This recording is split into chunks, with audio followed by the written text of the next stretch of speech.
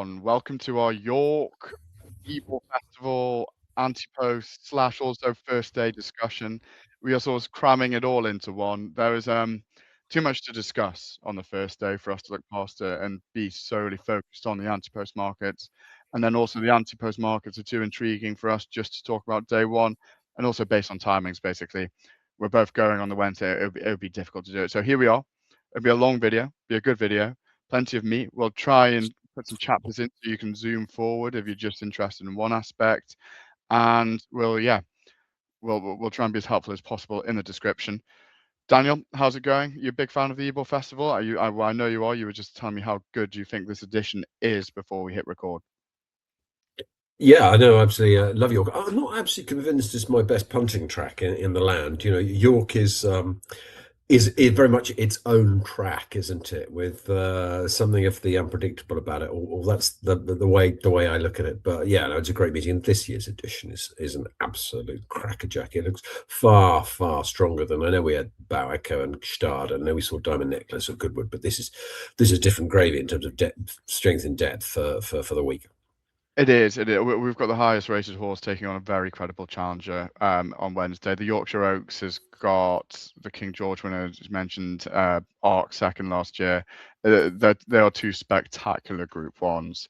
Plenty of intrigue in the Nunthorpe. City of York Stakes justifying the decision to make it a Group One this year with some pretty tremendous Group One standard horses too. So, yeah, there is plenty to be discussed. And we will start off with the Acomb Stakes.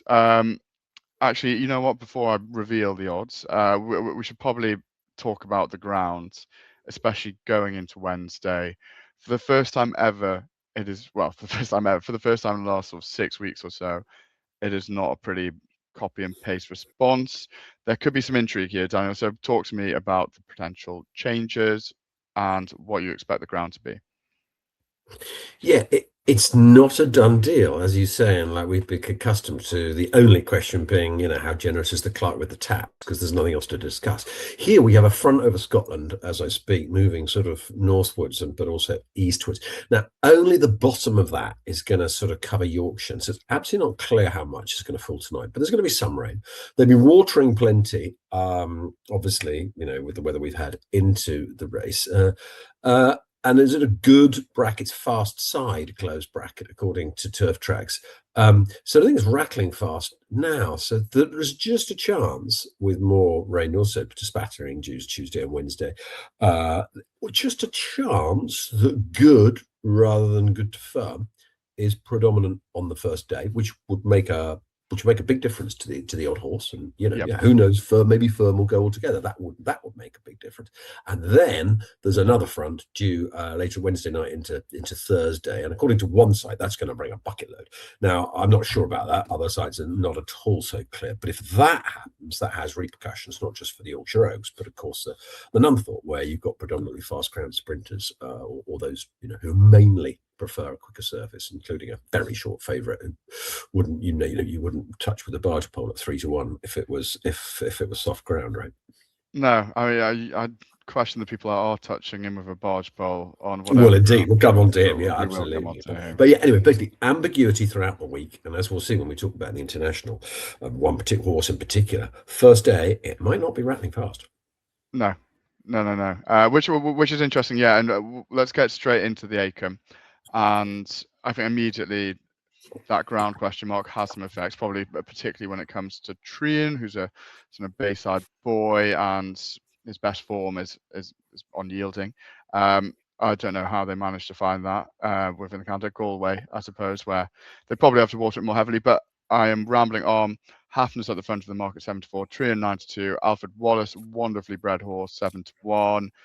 Confucius, what a disappointment he's been, 9-1. So just pulling out names here around him. But Daniel, I'll throw this over to you. I do not have a view. Do you?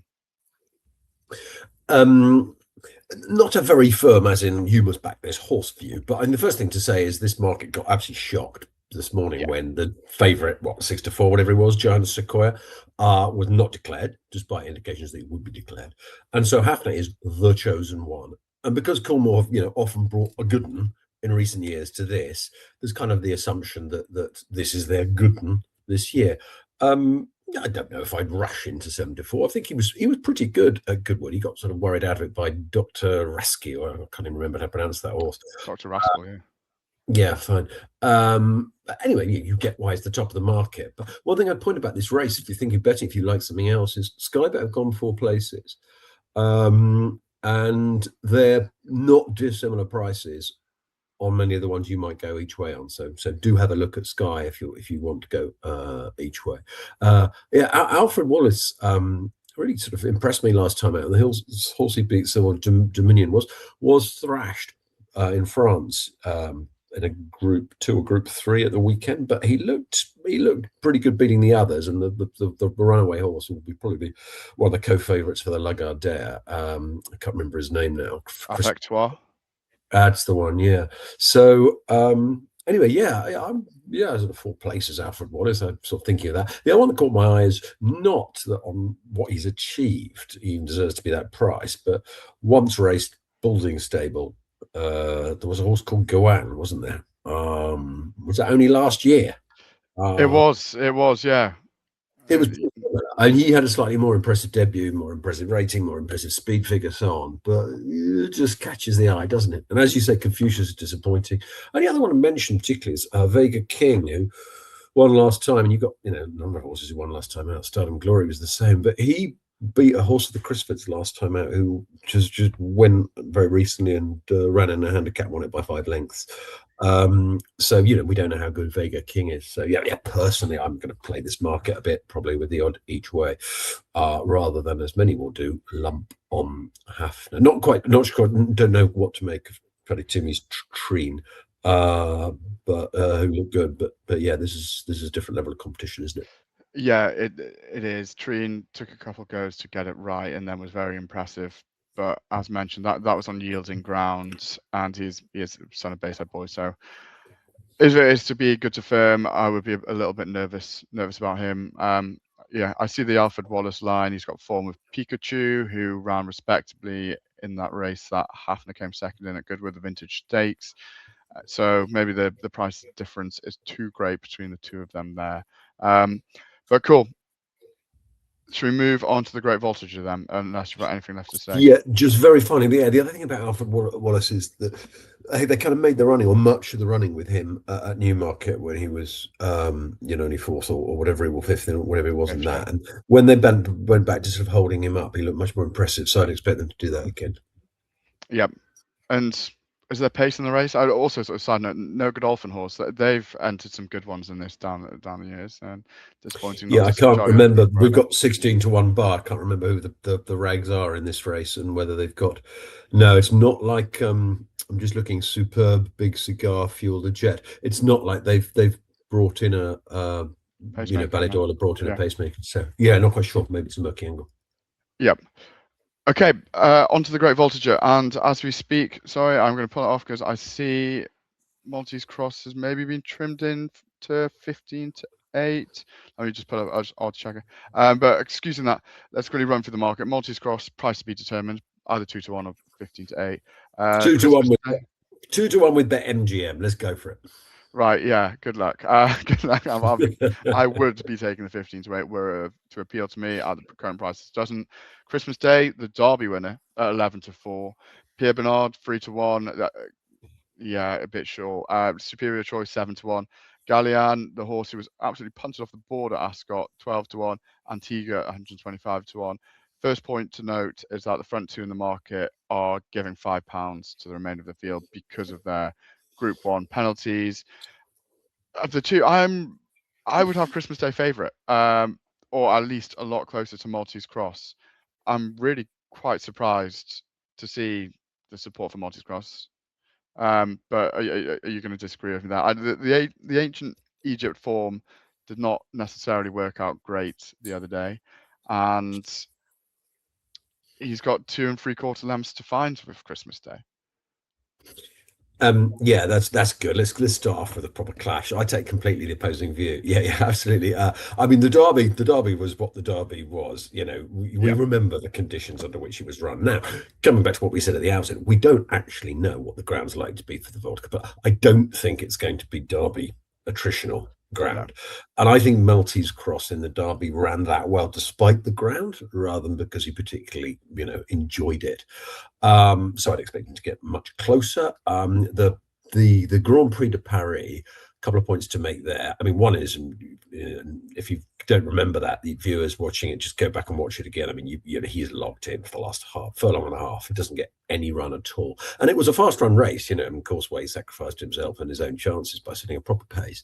It was a decent race. It wasn't like a slow sprint race, but even after that, Maltese Cross had plenty of run left in and just got out in time to get run towards the end. He must have been at least a furlong he was locked without anywhere to go, maybe more. So I really like him in a world where this wasn't a penalty race. But what I can't weigh up in my mind is how much £5 is, in terms of, can he give that to Pierre Bonnard if he turns up in his top form and all the rest of it?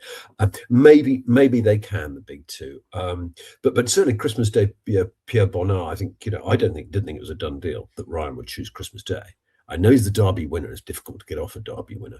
But if you look at the form from the Irish Derby, and you slap £5 on Christmas Day, which is what he's got here, he finishes behind Pierre Bonnard, doesn't he? Because of the gap between them there.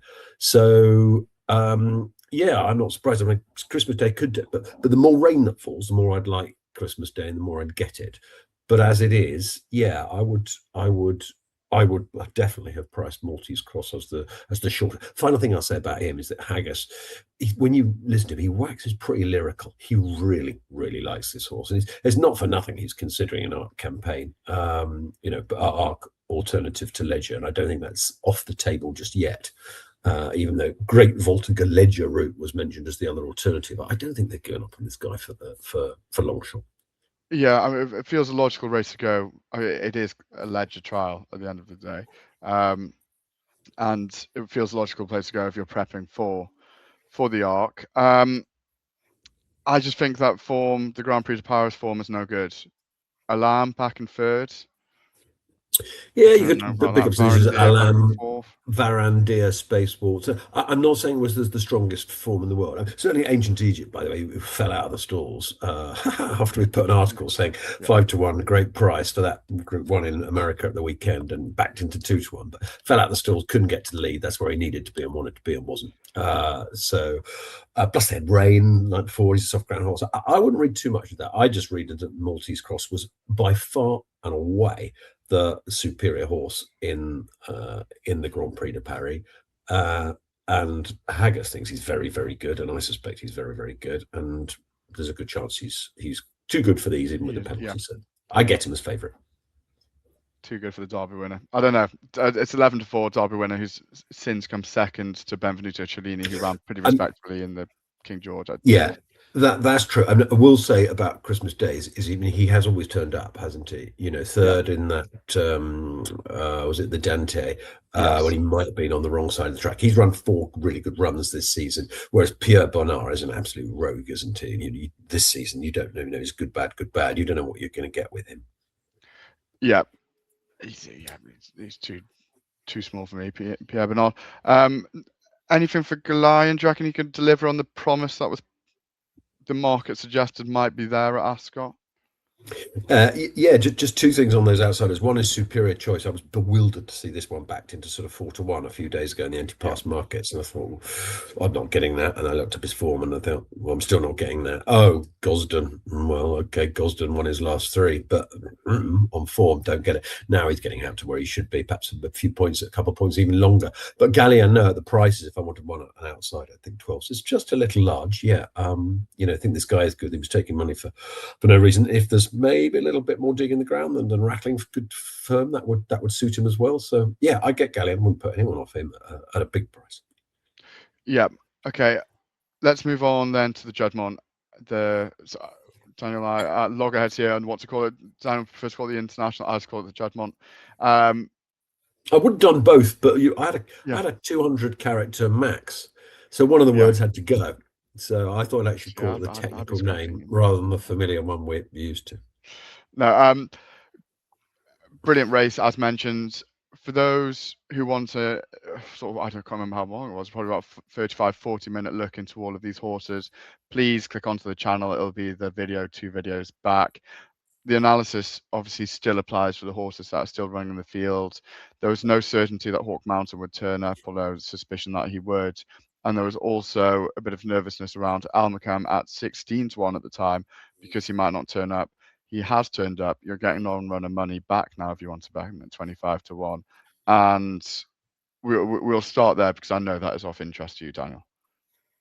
Yeah, I mean, if without weather forecast change, not really, but at least you get your money back if he's pulled. Ed Walker was, saying, yeah, he's going to be declared and he's going to walk the course, and that is the plan. But if more falls, slightly more falls than they suggest, he won't even need to walk the course, will he? And, if it's predominantly good, Almacam will run, and Almacam has a proper chance of getting in the mix. So I'm gobsmacked to see that he's declared. And there's doubt in the weather, and he's lengthened by 9 points since we last talked. It makes no sense to me at all. So yeah, no, I had myself some of that.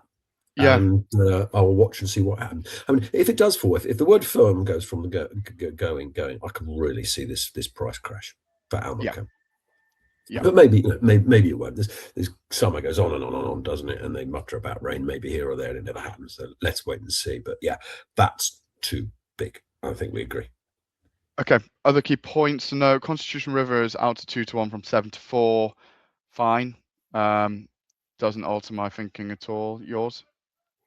Doesn't alter my thinking. I mean, they're very similar, these prices, to when we chatted. And again, I'll say what I said before: so I cannot see which way the market is going to go.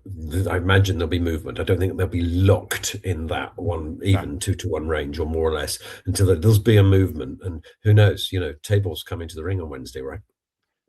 Oh yeah, interesting. Oh yeah, I would want to say that Constitution River 2-1 is his ceiling, but the money for Ombudsman at Ascot makes me question that. I'd assume Constitution River will get back to mainly just as the sort of bigger price horse, and obviously the weight of the Ballydoyle owners cash. But right, we'll see. Item has drifted markedly. He was about 5-1 in one place when we talked about him. He's now out. Yeah, you said, didn't you, in that other preview, that you'd be very surprised if he didn't drift. And sure enough, I think he actually went out to 8 or even 17-2 earlier today. He's flipped back into 15-2, but 5's just looked a bit short. However exciting he is, this is so deep.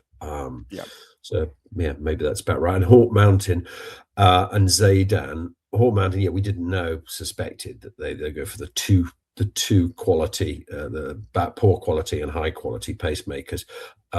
So in they come, this excellent Domestique, who's ran superbly despite not running on his own merits in his last 2 races. And who's to say he can't get a piece of this again? And then the drift is on Zayden, isn't it? 16s when we chatted. You could get 33s only a few hours ago. He just went, it was absolutely friendless, which is quite remarkable, isn't it? When you think it's Aga Khan Studs, Silks, Francis Henri Graffard, and his figures read 1-1-1-1. I mean, I know he's beaten nothing on the form, but I'm still quite surprised that there's just no love for him at all.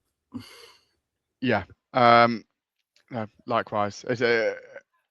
Maybe the money will come for him. I'm not sure. That we've seen the form of the yard in the last week or so, with Sam Angan and Zraev both winning their Group 1. So at what price? Now he's drifting even more. At what prices would you think I'll go on? I'll have a few bob each way on that absolute rogue Pride of Arras.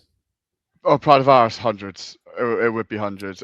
If he hadn't run last time out, which obviously is a massive if, I'd be a lot shorter, because I thought he really liked York, and also that you're right. That dampened his. Like Item, he had a perfect York record, didn't he? Yeah. With very similar races that he won. Well, certainly they both won the Dante anyway. Yeah. So no, unfortunately, Pride of Arras, the horse I do like, have gone off slightly. All right. Anything left to say on the international before we move into Antepost territory? Just the overarching thing is that the with the front 2 in the market, the exciting thing is how hard they go for Constitution River, and it's so difficult to get right, isn't it?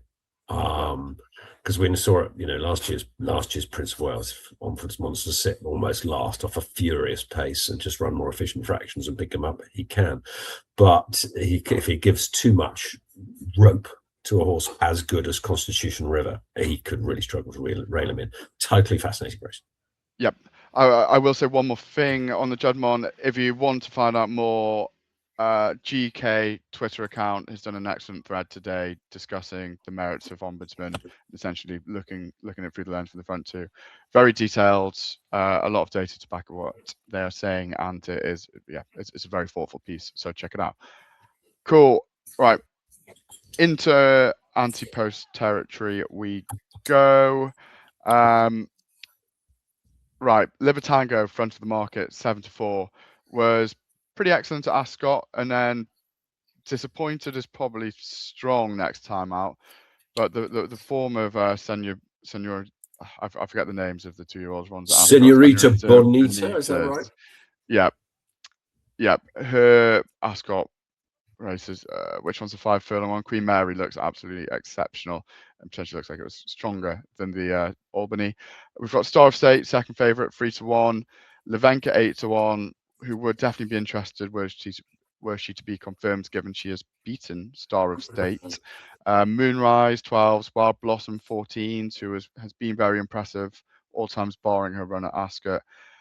Daniel, we'll be quick on this, given it's only got sort of a shelf life of about 18 hours before we get to the final field declaration. So good point. What are your key thoughts? Key thoughts on Libertango. Really good filly. And the Senorita Bonita, I think that one is really good. I think she'll go for the pre-morning, where she's got a right chance. At Newmarket, they were clearly the best two fillies in the race, but Libertango made the move earlier. But Senorita Bonita was ahead of her, and Libertango just surged and went for it. And I think it was Oisin Murphy on Senorita Bonita. I think ran the better race. He outran Billy Luffman, or whoever was on Libertango. He just waited a bit more and pressed the button later, and then came and picked them all up. I still think it was still an absolutely cracking run. I completely get she's favourite. I would far rather my tenor went on Libertango at 7-4 than Star of State 3-1, who come here on the back of what looking impressive in a maiden. Basically, it's just a big leap up. I think, put a different trainer, and I'm not going to say you'd add another 3 and make it 33-1, but it wouldn't be this price, would it?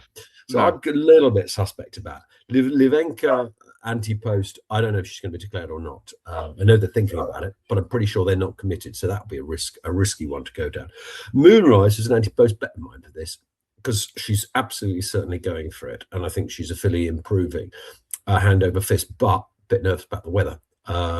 If they do get this deluge, I'm not sure she'd want that. She's shown her improvement on fast ground. The one who really interests me, I daren't back. I should probably do dare back, actually, if with the weather. Wild Blossom, Carl Burke filly. She's, according to RPR's top rated, according to Timeform, second or very close third, top rated, not far behind. The problem is there that so she won by 10 lengths or something on debut. Really quite impressive, with quite a bit of juice in the ground. So the rain would make it interesting.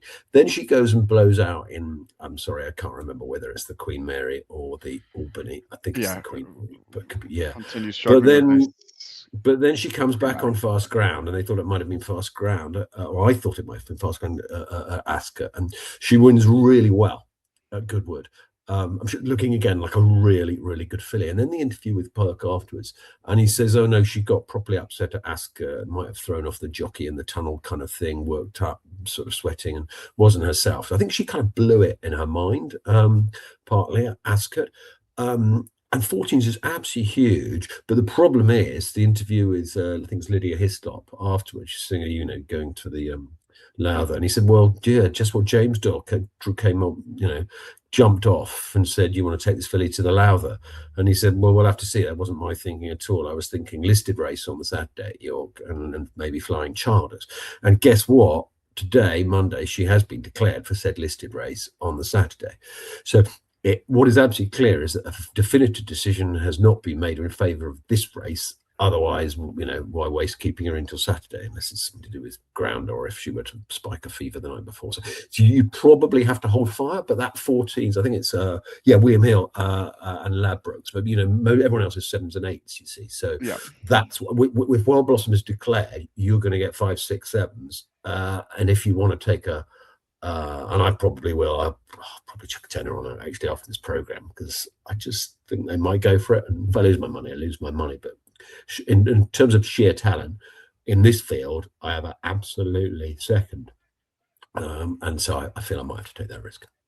Okay, yeah, I can see the case. It would concern me. I suppose it probably is just William Hill going out on a limb here with the 14s, but the market suggests Yeah. she's gone from 8s to 14s, which makes you wonder, is she not going? But possibly that is just William Hill being ballsy, which they seem to be being in a few different occasions here. So yeah, and Ladbrokes and Coral are also doing that 14s, and yeah, they're Ladbrokes and Coral. They're longer about pretty much everyone, and they're shortest on Libertango. So yeah. Okay. One last thing to say, not of it. Star of State, I didn't realise. Daughter of State of Rest. Interesting. State of Rest has these precocious 2-year-olds running over 6 furlongs. Would not have expected that. Okay. Yorkshire Oaks. Did he win the Prince of Wales? He did, yeah. Oh, it wouldn't go down in my memory as one of the best winners of the Prince of Wales. No, certainly not. Yeah. Certainly not. I think he was sort of chronically overlooked at the time, and maybe that's just because he was accurately rated. I'm not sure.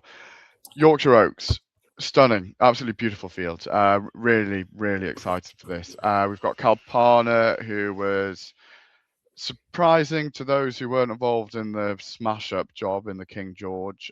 We certainly were not very effusive about her chances. Minnie Hawk, what's gone on this season? Last season she won this, about 4-7 probably, or something like that. She's 10-3 for this year's edition. And then Johanna Walsh, she looks incredibly talented. Really excited about her. Her Ascot run, despite obviously not winning it, was validated next time out, where she was a great winner of the Irish Oaks. Thought she was thoroughly impressive. I will not mention any horses further down the betting, because I will not be looking at them when it comes to deciding where I put my money. But you might want to, Daniel, so I will leave that open to you. Right, your initial thoughts. Well, I echo what you say. It's just an absolutely incredible. I don't remember a strong edition of the race. It's absolutely fantastic. Minding. Yeah, but probably wasn't that deep. Who was third, fourth, fifth, sixth in that? This goes deep. So yeah, Kalpana, I'm going to be no. Kalpana here, pretty clearly no. Absolutely fantastic filly. If she produces her King George form, then I think she will win this, won't she? Johanna Walsh would have to leap forward yet again. Minnie Hawk would have to return back to her best, and maybe then some. But I have less doubts over the issue of Kalpana's quality than I do over this is not the plan. I mean, it is the plan in that she's going to run in it, but her season was not geared about being at best for the Yorkshire Oaks. This is an afterthought. Actually, why not? She seems in form. Let's go for it. Kind of race in between while they wait for the autumn, and I just don't quite like that angle. It must have been a hard race, the King George in the heat, but she has occasionally put in a race that's a little bit duller after a big effort. So no, on balance, no. I wouldn't touch Minnie Hawk if you doubled the price. 4 runs this season, 3 are pretty poor. 1 was allegedly her back to her best, but I don't quite believe it. Beaten by 4 lengths, but I'm not sure anything else in that race, as discussed previously, turned up to close to its best. So no, she did ran very well in that race, but she was so bad.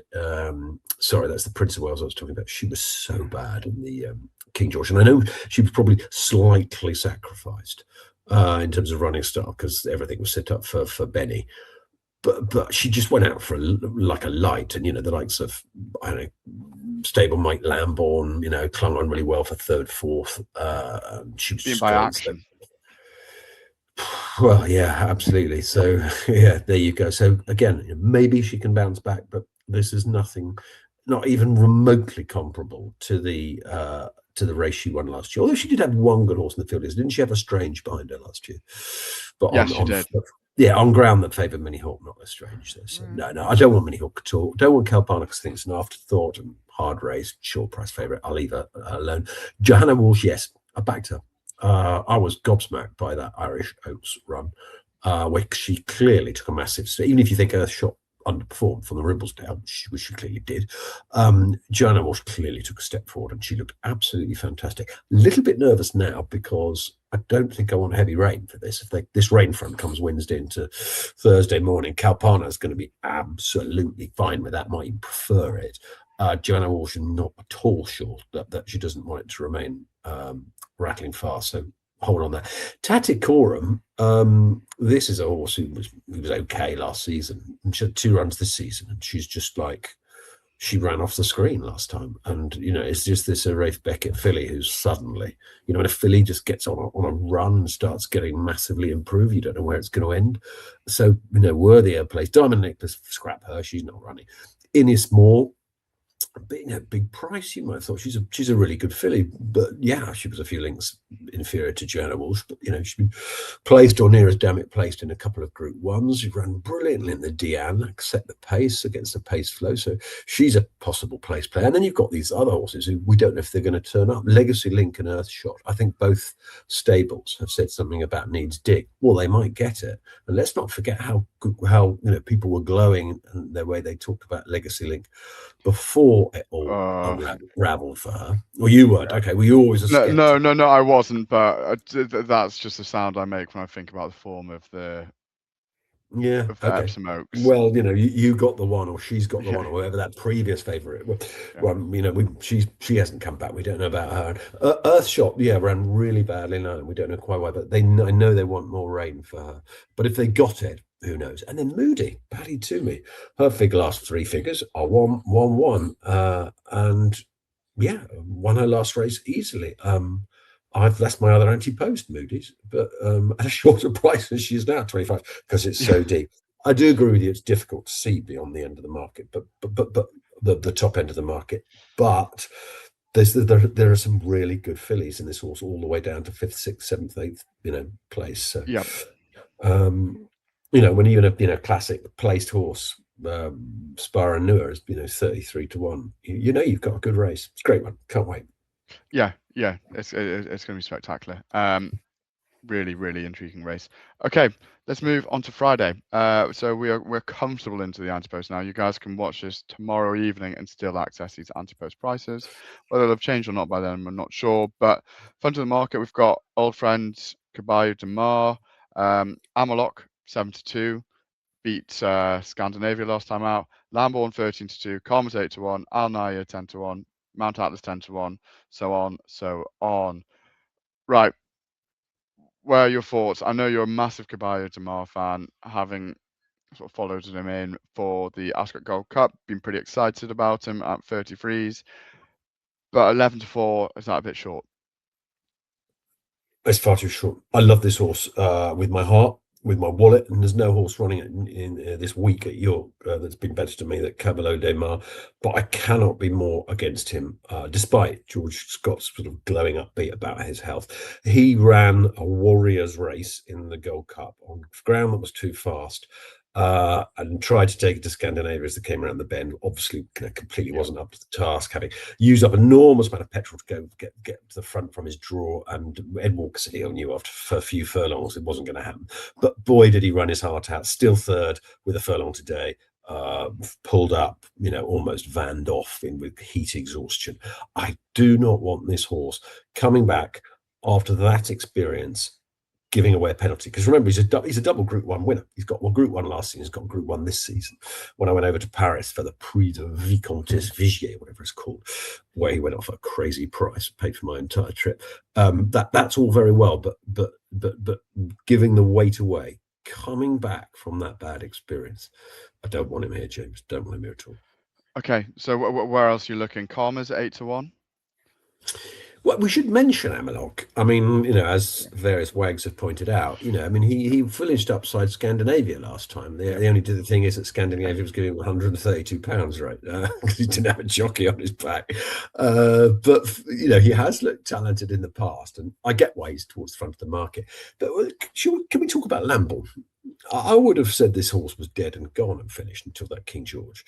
But despite having patently run the King George just to service one of his stablemates, He hung on for third or fourth, and he had no right to hang on after setting that pace and being part of that pace. So now that we know the horse is not completely gone and they haven't bottomed him, unless that race bottomed him, of course. But now we know he's still got a good race in him. And with a potential softening the ground, let's not forget his, Derby, his very impressive Epsom Derby was on proper, decent softened ground. He's not out of this. We don't, of course, know Antepost. We don't, of course, know who they're going to run. They've got Illinois as well. Talking of good horses who they sacrifice as pacemakers, maybe they run them both. Maybe one will be sacrificed for the other. I don't know, but I would have thought Lambourne will run in this race on his merits. I think 30-2 is pretty fair, but I don't know he's going to be declared. Karma's, could run well. Alnay, I'd be mildly interested if it stayed rattling fast, but I don't know it will. He's run well at York before.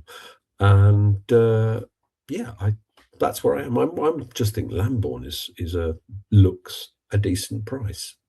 Okay, Lambourne 13-2, interesting. Nicely quick form there. That actually surprised me. 9-year-old, 707-day absence. Yeah, and impressive. He didn't go well fresh beforehand, so I really don't think he'll go well after 700 and so many days. Cool. Let's move on to the big race on Friday. A lot shorter lengthwise, but the big race in terms of stature, and that is the Nunthorpe with Baccio, 3-1 favourite. Unbelievable. Rayevka, 11-2. Very unfortunate in the 5 furlong Group 1 at Ascot, which changes its name on the King's Stand. American Affair, 8-1. Asphora, 8-1. Is this a retirement race, or will it be the next one? Was it the previous one? Was it 2 previous? Mission Central, 10s. Nida, 14. Pashada's 14. Satona Rev, not going to go. Cover Up, 16s. Interested in that. Okay. Baccio, why is he such a terrible price? I wouldn't touch him with a pole anyway, and with the prospect of rain, I wouldn't touch him with a barge pole. I don't get it. Well, look, I get it. I understand why there's the excitement about him. That Palace of Holyrood House, or whatever the handicap was at Ascot, I can't actually even remember. The figure, the scorched earth, the figure he ran, which would have won him the King's Stand or whatever is the same day. I get it, and yet to run in a handicap when you're a group horse and like boss a nothing field by comparison, and to be up against only the best sprinters that Europe can produce, which is, let's say, not perhaps the strongest pool of sprinters in the world, but it'll just be a whole different ball game for him. And then when you add in the prospect, it might not be good to firm ground. And I just don't want anything to do with him at that price at all. I can't believe it. Yeah, the Palace of Holyrood for horses rated 0 to 105 it's a different ball game, isn't it? He was on that near side that tended to be favoured throughout the week at Ascot, and Freeze Swan. I feel you've got proven Group 1 class here. The form of Rayevka at 11-2. She has been slowly being backed. I think she was available at 8 earlier. With as mentioned earlier, with the comeback to form of France. Monsieur Graffard, I think she's the one that should be favourite. Yeah, I know what you mean, but let's come back to the fact this is an Antepost market with about 20, 21 horses still in the field. And even though some will drop out, you're still going to get a field of 16. And she's drawn 16 of 16 on the wing really high, which in the last couple of years hasn't been the place to be. She's going to drift, isn't she? I can't see a plunge on Rayevka from the price she is now. I think she's got a good chance. And although they think she's at her best on fast ground, 5 furlongs, she's got plenty of form on with Dig as well. So she wouldn't mind the rain. So that I don't mind about her. I just don't feel particularly driven to get in at that price. You know what I mean? It's a sprint, 11-2 field. 17, 18 horses. It's not just anything, it's giving anything away. That's it. This is a race where I'll keep my stakes pretty small anyway. It's a 5 furlong sprint, right? You presumably the same way. Yes, and I seem to have started backing the entire field anyway, so it's just diversified. I've got a few Betfair positions on a few. So I really like the American Affair back to form. Thought maybe like last season was just just sort of a miraculous surge in his career, and it sort of reverted to the mean earlier this season. But like, he's properly back, isn't he? Yeah. He's interesting. As for would have interested me, but I think interest the whole rest of the world. When she was kept in training, she ran pretty well at Goodwood, with some ambiguity over the ground. I just think 8s is short enough. Mission Central, you can forgive the July Cup if they think 5 furlongs is what he needs. I get that, but that final nail the whole field in the last 5 strides kind of thing with the Ascot Hill is very different course he'll face on Friday, isn't it? Night Raider, he didn't do it last year in this. It just flashes that of occasional, this is a proper sprinter, but he always sucks you in and never delivers. Pershard, I don't want anything to do with. I'm old enough to remember Lyric Fantasy. You might even not know that name. So I do remember a 2-year-old running the Nunthorpe, but the Pocket Rocket, Richard Hannon, terrific filly. But I also remember so many 2-year-olds who, despite getting 2 stone or whatever they get, are just not up to the job at that young age. And I don't think Trilla's a top notch. She won well at Goodwood after coming 4th in whichever Ascot race it was. And she's a good 2-year-old, but I think you need to be a proper 2-year-old to win this. No, I'm against her. Stoner Rev, as you said, we'd be staggered if he doesn't go to City of York. We'd look pretty daft if we didn't have put him up there the other day. Cover Up, interesting horse. Not least, if the weather changes, he's got form on bit of give or well on his day. He's a really good horse, isn't he? Yes, I actually thought he came 13th, but I actually thought he was quite unlucky in the King's Stand. The jockey went the wrong way at the wrong time and just ran right into trouble when he had been next to Mission Central. If he'd got a clear passage, I think he would have been right up there at the end. And then he ran really, really well in Ireland or whatever it was. Yeah, run really well in Dubai as well. So it wasn't, just flash in the pan. No, he's a good sprinter. And the other ones you can mention, old boy Rumstar. He's a decent type. And I ran out of characters for the hence 25-1 bar. But you've got JM Jungle, who he's got some good York form. He's only 7th of 16 last year, rattling fast ground, but not beaten far. And if there's give in the ground, I think that marks him up, whereas many of these I marked down. So I think that kind of brings him into it 33-1. So I'm very interested. I'll watch the weather for this one. Yep, definitely. Will be another interesting race. I mean, if Bacho can go and confirm how good he looked, then fair play. Nice. It'll be an entertaining watch. It'll be good to have another top sprinter amongst the ranks. Cool. Any last words on the Nunthorpe? No. Keep your stakes small. Yeah. City of York, that is the last race that we will talk about. Is headlined by notable speech. Why wasn't he in Paris in Dover last weekend? Lake Forest at 5s, coming off the back of that attempted double at Goodwood. Zaviteri 7s. Can he sort of get his season back on track after that setback? Saturno Rev 10s. We put him up at 12s. 10s must still be of interest. True Love 10s, 10 Bob Tony 11s, Pabarus 16s, for Bermuda 20s, Power Blue 20s, Kirat 20s. It's a really good race, isn't it? It is. It's as you say, for Group 1 it should. It was first year last year, wasn't it? Never So Brave. That was the first. I think so. Group 1 status. But I think it holds up now.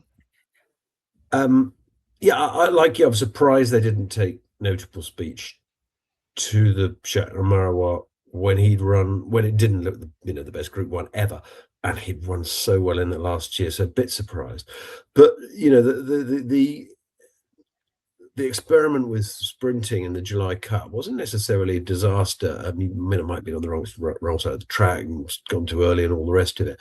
I kind of get why he would have the speed for 7 furlongs. I just don't, he's never, I'm just looking through his form now to remind myself, he's never actually run over 7 furlongs. He's never run over anything but a mile in, let's call it 15, 20 odd races, apart from the July Cup experiment. So, and I don't think it's a case of, he doesn't really get home over a mile. Ascot probably isn't his track, but I don't think he just needs a turning track. He's a 2,000 guineas winner, isn't he? He won the Lockinge as well, straight course. Yeah, there you go. And won the Newmarket from Rosalian, from a proper horse. So I don't think it's as stamina. I don't quite get it. I watch with interest. I'm not going to back Notable Speech at a short price favourite. I want to, I want him back round a bend in America because that's what he does best. Yeah, definitely. No, I think it's strange he didn't go. I think it's almost a concern and a negative that he didn't go. They say they want to stick to the plan, but if he was in good form, ready to race, ready to win, I think you'd have sent him to what looks quite easy relative to last year's Group Who 1 knows? in the Who Stratford knows the Park. Sheikh's? But who knows the Sheikh's mind? Yeah. Yeah, wouldn't want to. Lake Forest next in the betting at 5-1. What did you make of? I mean, he's hard to weigh up. Therefore, I won't, and I'll ask you to. If you take out his trips over a mile, a trip he probably doesn't stay, or the way he races just doesn't work for him for whatever reason. He's a proper horse, isn't he? 6 furlongs is just a little bit short. 7s hits him right between the eyes. Duly delivered in the Lennox, and then Tony Bloom went all crazy and thought, well, he went crazy before he ran in the Lennox and said we're going to run him in both. Won the Lennox and then ran him the next day. Yep. I think maybe he didn't get the best of runs in that, but I can't believe he would have won it even if he had. So we had 2 runs in space of 2 days, and this comes a month later. I've no idea how you kind of train a horse to peak again after running 2 races like that. So I don't know. I've never quite been on the right side of Lake Forest. Yeah. He's very talented, very talented. I'm just trying to see. Apologies, because I don't actually know his York form. Do you happen to know Lake Forest He was York? second in this last year to Never So Brave. Oh, okay. Yeah, fair enough. So, okay, so he does have it in the locker. Yeah. And he won here over 6 furlongs as a 2-year-old. Was that a 3-year-old? Yeah, no, he won the Gimcrack. He did. He won a Gimcrack, and then I'm just seeing he was sort of inexplicably dull behind Quinault in the Criterion at York. Oh, yeah. June last year.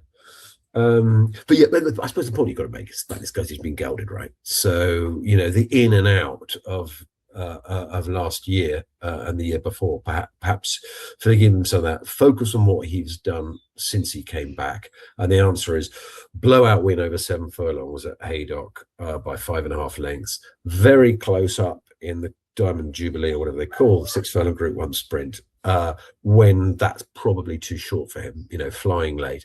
Wins the Lennox and ignore the run next day and the whatever. So yeah, he must have a shout, mustn't he? But if you like him, why wouldn't you like Rogue Diplomat? Level weights, neck behind at Goodwood, finishing like a train at 4 times the price. Apart from the fact that Lake Forest, I presume, is almost certain to run, and I don't know if I haven't heard any news flow about Rogue Diplomat. No, likewise. Anyway, but yeah, so I'm not going to go for those 2. Zavateri, I loved him last season, and I kind of get the vibe over him. He looked good in, was it the Greenham or whatever? He came back in first run but then he got injured. Then he ran pretty well, but without exactly being outstanding in the it was the Sussex, wasn't it? But they said they had him pretty fit for that. And then Eve Johnson Houston was saying the next day, he'll come on a bundle for that, in this race. I don't like that kind of contrasting lines. They can't both be true. We really think he's ready to run a good race, and 2, he'll come on bundles for that. No, I won't have Zavateri either. Satono Rev, as long as the rain stays away, wouldn't want it soft for this boy. I think he's got to run a big race, so I think he's too long. True Love, we assume, is going to run, don't we? I mean, it's not as if Ballydoyle have anything else for this race apart from the 33-1 Puerto Rico. 150 Dorset as well. yeah, okay. So True Love, what we need to know about True Love is why we should see relatively dull in the. She's disappointed in the. Was she 5th in the Morris de Guiche? She was, yeah. It's a bit disappointing, wasn't it? And she's had a fair few runs this year now, because remember, she had 1 run before her guineas, didn't she? So yeah, I can't go behind him. The one I would get behind if I heard the weather changing, and I'd think, is 10 Bob Tony, who's been running really well despite, including winning a Queen Anne, by the way, despite not getting the ground that he has been thought to want. And if he suddenly gets it, and I think Ed Walker was not going to run him here if he had another fast ground experience as the prospect. But if the firm goes, I think he'll run, and I think 11s will be a cracking price. If you can get a double figure price, I think Nunthorpe Tony is really quite interesting. And the other one I'm invested in is Flora of Bermuda, who I've been really quite excited about. Came up 7 furlongs, and she won very well at Goodwood with a penalty, I think, last time in the can't remember the name of the race. It's got a flower in it, hasn't it? The Oak Tree Stakes. Flower tree, same thing. Yeah, I'm not yeah, arboreal. I'm not an arboreal boy. I wouldn't know, but yeah. So I she's definitely coming in. So yeah. Anyway, here I am invested in Satona Rove. Here I am invested in Flora Bermuda. I'm thinking of going back in for Nunthorpe Tony. They're where we are. I should mention Power Blue, by the way, who ducked he was in the Jacques Marotte, the very last stage last week, and dropped out. So they almost certain to come here instead. Did win well in Ireland last time. Can't remember the race. Was it the Sapphire, something like that? Looked quite good doing it. And he got a bit of a the ride he had in what was it at Ascot? Was it the St James Palace? He was eyeballing Puerto Rico and got out front and got a bump, and he didn't run too badly, all things considered. He's not completely out of it. Yeah, interesting. Going back to Flora of Bermuda, got sidetracked by your arboreal wording. Wonderful, a great verbose, and she's got fantastic York form. She won that 2 times ago. She was a neck behind in a share and over 6 furlongs there. She goes well at the track, which is always a plus. So yeah, I quite like the sound of that Flora of Bermuda 20. He's a horse who was pretty consistently Group 1 class. So maybe she can do it again at a big price. Cool. Absolutely, and you there might be enough in this race. How many are? Because we've got Bar. I can't see how many are left in this race. Are we going to get four places? Have we got 12 plus field? 18. It was a big field last year. It's currently 18. Well, is there a good chance of 12? Yeah, perhaps there is. Paboris is the only other one. He's been waiting for. It's another Wath man, isn't it? Like Flora of Bermuda, but he's been waiting. He skipped the Lennox. Didn't get the soft ground. So again, watching these two are the ones to watch for the rain, aren't they? Nunthorpe Tony and Paboris. And of course, rain comes. Mark down your favourite. Sorry? No. Mark down your favourite. Rains, definitely. Right? I think Lake Forest as well. He's a hoof rattler. Yeah. So and Tenor Rev wouldn't want it soft. So True Love probably wouldn't want it soft. So yeah, I'm all over the middle of the market if the rain comes. Right, one horse here that we'll touch on before wrapping up. 66ers, Powerful Glory. Do you know if he goes? No, I have no idea if he goes, and that would be quite interesting. Didn't he? Wasn't he entered for something and didn't run in something recently? I'm just going to look him up. Powerful Glory. How many times has he run this season? Once. Disappointing. 7th on seasonal debut behind Comanche Brave at the Curragh. Yeah. Bit of a leap of faith. That was back in May. So last season's QE2 shot, or not QE Champions Day shock, beating Lazar at 200 to 1 still makes me chuckle when I read it. I mean, that was after a prep run 3 weeks before. So it would be a proper another rabbit out of the hat for Richard Fahey, wouldn't it? It would. But yeah, you're right to mention. Why not? You should always mention a Group 1 winner at 66s, right? Yeah, exactly. Okay. Right. That is everything. Anything left on the City of York? No, I don't think so. We didn't mention the name Kirat, but on his day, he's a decent horse. But I think this looks quite a deep Group 1, so I'm not opposed. I do see CD behind his name, and at a place like York, CD is always worth paying attention to. It is. It definitely is, and that is not something to do with what they're putting in the grass. That is course and distance for those not aware. But yeah, right. I will try and quickly summarize what has been said across the duration of the entire video. Wow, that's quite a challenge. I'm looking forward to this. Go on then. City of York Stakes. against the favourite 3-1, for Bermuda, positive words at 20s, 10 Bob Tony if we get some dig at 11, Turner Rev we put up at 12, so definitely interested there. Power Blue, sort of a very fancy. Nunthorpe Stakes, Baccio 3-1, big time against Rayevka. I like her, think she should be favourite, but Daniel thinks the price is fair. He is more interested in American Affair at 8, maybe not to the extent that you've gone back to, not sure. Small stakes recommended on this. Cover Up, positive mention, and then some familiar friends, JM Jungle at a bigger price, like 33-1. If the rain comes, yeah. Yep, if the rain comes. Lonsdale Cup, Lambourne, 13-2, the most interesting price of the lot. Moving on to the Yorkshire Oaks, we are both fans of Johanna Walsh at 9-2. Daniel said he wouldn't take Mini Hawk at double the price. I would challenge him on that. I think that would be a great bet. But we're allowed to exaggerate every now and then. Lowther Stakes, Libertango. Oh, this is where my memory's failing me. But Wild Blossom 4 teams. Follow the news. We've got 18 hours to follow the news. Probably Yeah, best but Wild Blossom it runs. Wild Blossom also entered on Saturday, is a Yep. massive anti-post risk, but she's double the price with the bookmakers that have got her because of that doubt than she is with the others. So you can't really win if she's declared. I have her down as second most exciting filly in the race, but once she's declared, of course, your 14s is going to go. So that's for the bold anti-posters only. But I'll probably play after this program. Interesting, yeah. Likewise, you've won me over. International, or Juddmonte International, or just for Juddmonte. Al McCam 25s, non-runner money back. They'll be walking the course before the race. Got to completely. You've got to back Al McCam now with the possibility of rain, haven't you? I mean, you've just got to. Yep. Great Voltigeur. Daniel was pro Maltese Cross. I was pro Christmas Day, and you were slightly positive on Galleon at 12s, but you have to be prompted.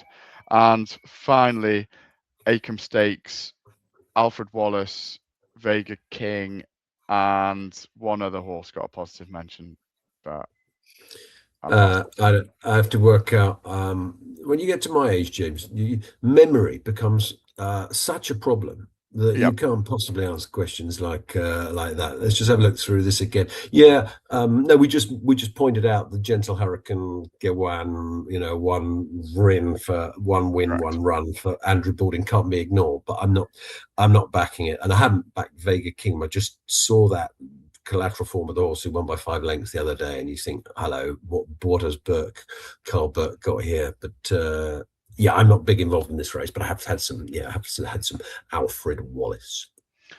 Cool. Right. Thank you very much for joining. Thank you very much for watching. Thank you very much for listening for this long. It's been a decent length podcast or video format, however you choose to call it. Probably because I'm about stupid stuff like that. But regardless, please let us know who you're backing. Please let us know who you've played already. I don't mind after timing. I quite like reading it. So let us know who you've got a good position on. And yeah, like, subscribe, share, what have you. Thank you very much, everyone. And we'll speak to you again soon. Not sure when. Cheers, Daniel. Good night. Good luck all. Cheers. Bye.